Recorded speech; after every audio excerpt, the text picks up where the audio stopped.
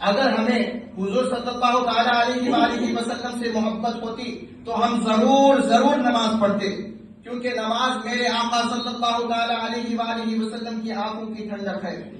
چنانچہ خود حضور سرور کائنات فخر موجودات احمد مجتبی محمد مصطفیٰ صلی اللہ تعالی علیہ وآلہ وسلم ارشاد فرماتے ہیں، جعلت قرۃ عینی فی الصلاۃ،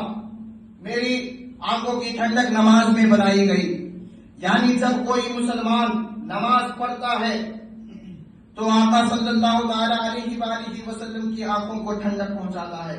اب ٹھنڈک پہنچانے کا مطلب یہ نہیں کہ حضور صلی اللہ تعالی علیہ وآلہ وسلم کو آنکھوں میں ٹھنڈی ہوا لگتی ہے، بلکہ اس کا مطلب یہ ہے کہ آپ صلی اللہ تعالی علیہ وآلہ وسلم کو انتہائی درجے اعلیٰ درجے کی خوشی حاصل ہوتی ہے۔ یہی وجہ ہے کہ پہلے کے مسلمان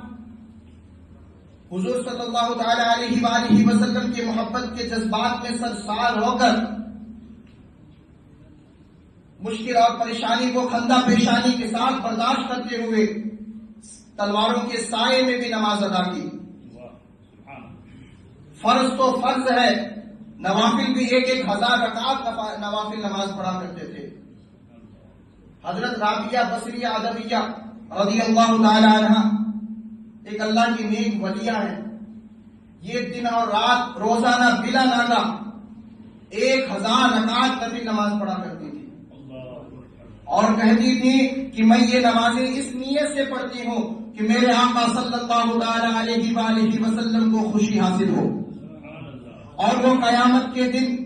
انبیاء علیہ السلام سے یہ فرمائے کہ دیکھ لو میری امت کی ایک عورت کا دن و رات میں یہ